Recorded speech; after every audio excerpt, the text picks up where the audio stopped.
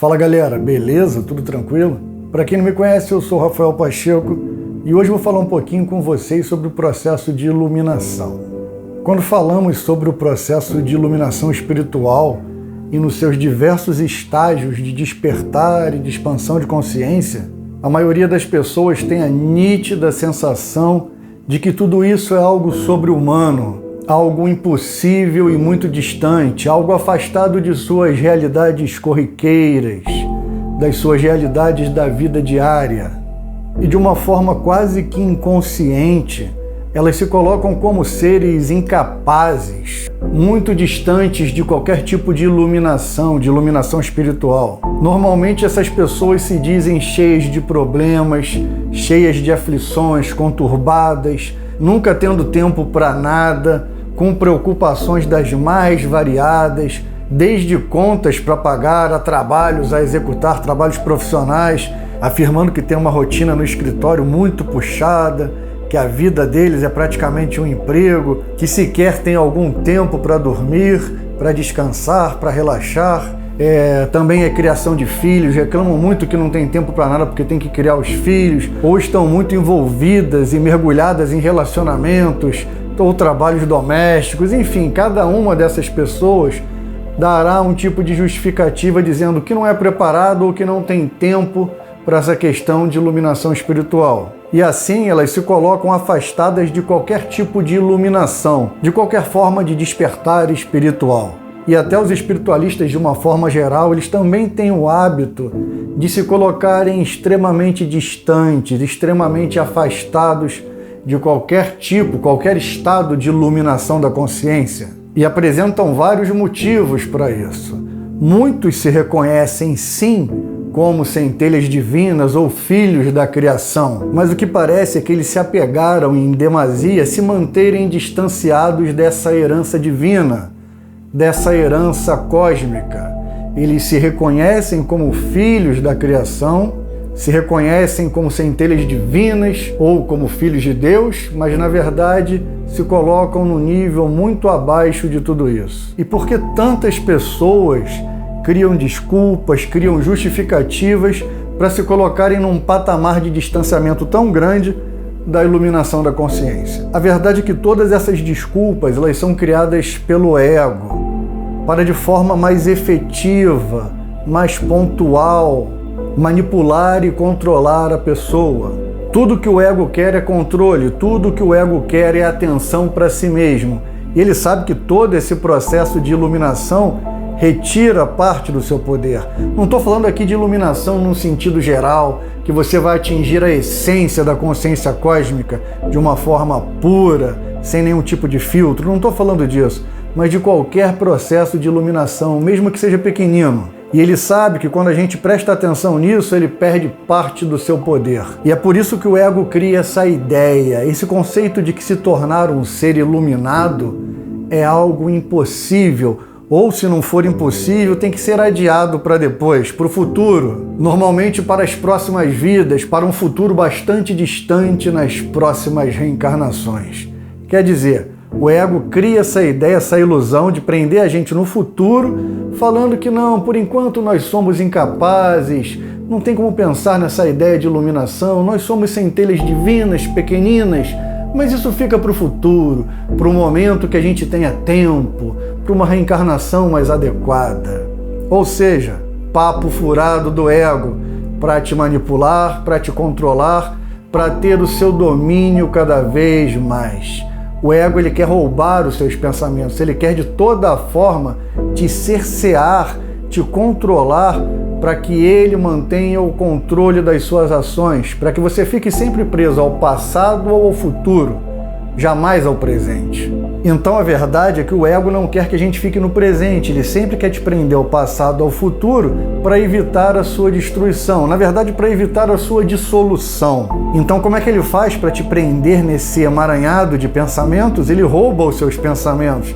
Na verdade ele cria novos pensamentos que te deixam sempre com essa expectativa futura ou atrelado ao passado, como eu falei, para te deixar sempre encapsulado, com expectativa, ansioso, jamais focado no presente, jamais focado no agora. Ele sabe que dentro desse processo de dualidade, até por isso ele cria dualidade, ele cria dicotomia, é muito mais fácil nos manter controlados.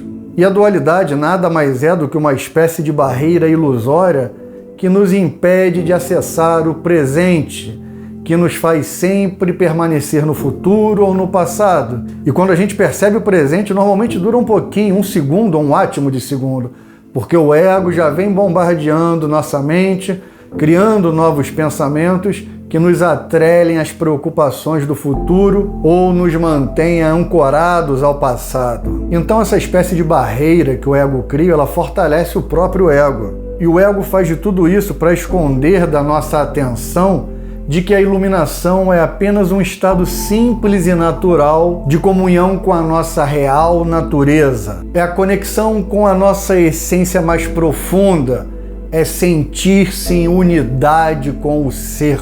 E o ser nada mais é do que tudo que existe, desde um minúsculo grão de poeira cósmica até as infinitas galáxias, as intangíveis galáxias. Em uma essência mais profunda, ele é a unidade cósmica, pura, imóvel, indivisível, eterna, imutável, mas que também se expressa na dualidade, no mundo dos fenômenos, desdobrando-se na multiplicidade da forma, numa grande teia de possibilidades, numa impermanência avassaladora. Na minha concepção, eu vejo tudo isso como se fosse a unidade não dual, a suprema consciência cósmica se experienciando de forma finita, se experienciando nos diversos planos e subplanos da dualidade temporal. É o oceano infinito e universal que se expressa em ondas finitas, individuais, ondas transitórias. Toda onda tem seu início e tem seu fim, mas o oceano sempre permanece. Então, na verdade, nada mais é do que o próprio oceano se experienciando em ondas, tendo a experiência particular e individual de cada onda, mas que, em verdade, em essência, as ondas são o próprio oceano. E esse ser atemporal e imperecível, além de qualquer nascimento e morte, além do tempo, além do espaço, se encontra adormecido dentro de todas as pessoas. E por mais que esse ser esteja além de todas as formas, de todas as barreiras, que seja imperceptível em certa medida, ele também se encontra nas formas. Ele está em tudo, ele está em todos. Mas para que a gente encontre esse ser que é a nossa real natureza, que é a nossa essência cósmica, imortal, eterna, divina, a gente tem que cavar bem lá no fundo. E para que a gente encontre essa centelha divina adormecida dentro de nós, para que a gente encontre, como os hindus falam, o Atman, nós temos que abandonar nossos valores mais antigos, nossas crenças limitantes, nossas ideias dogmáticas. Então não pensem que sempre é um processo fácil, porque também não é. Mas não é esse bicho de 7 cabeças que todo mundo fala. Eu acredito que todo mundo é capaz de, nessa vida mesmo, alcançar algum nível, algum patamar de iluminação, atingir alguma camada profunda da consciência. Mas qualquer estágio de iluminação ele não pode ser alcançado pelo intelecto nem pela mera reflexão. A iluminação ela não pode ser alcançada pela mente. A única forma real de despertar e encontrar essa natureza divina que existe dentro de nós é pela serenidade inabalável, pela calma, pela meditação profunda, pela atenção plena. Eu costumo dizer que é uma espécie de movimento do não movimento. É uma espécie de agir sem agir.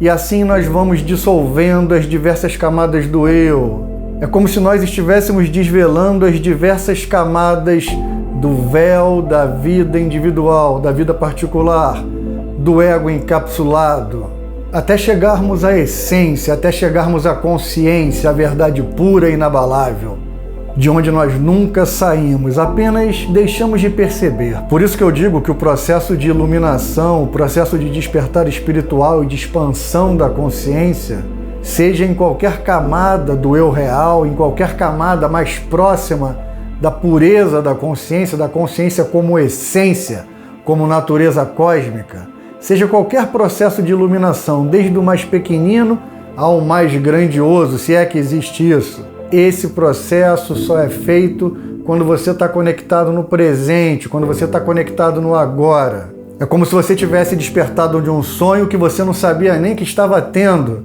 mas quando você foi expulso, quando você foi catapultado, quando esse sonho entrou em colapso, você percebeu que você sempre esteve ali, imóvel e inabalável. Então, o despertar espiritual e o processo de iluminação, ele é um redescobrir, ele é um recordar. Mas a verdade é que a gente só consegue alcançar essas camadas mais profundas da consciência quando a gente modifica de forma profunda o nosso ponto de vista, quando a gente percebe que no próprio som existe o silêncio, quando a gente percebe o som no silêncio, quando a gente percebe a forma dentro do vazio e quando a gente percebe a presença latente dentro do espaço. E para que tudo isso ocorra, a gente tem que estar completamente presente, completamente consciente no aqui e no agora. E isso sim é o processo de iluminação, é o processo de despertar e de expansão da consciência. E certamente essa iluminação, esse despertar interior, esse despertar da consciência cósmica, divina, imortal, imperecível, eterna, é possível para todos nós. Desde já o meu muito obrigado e, como eu sempre digo, Namastê.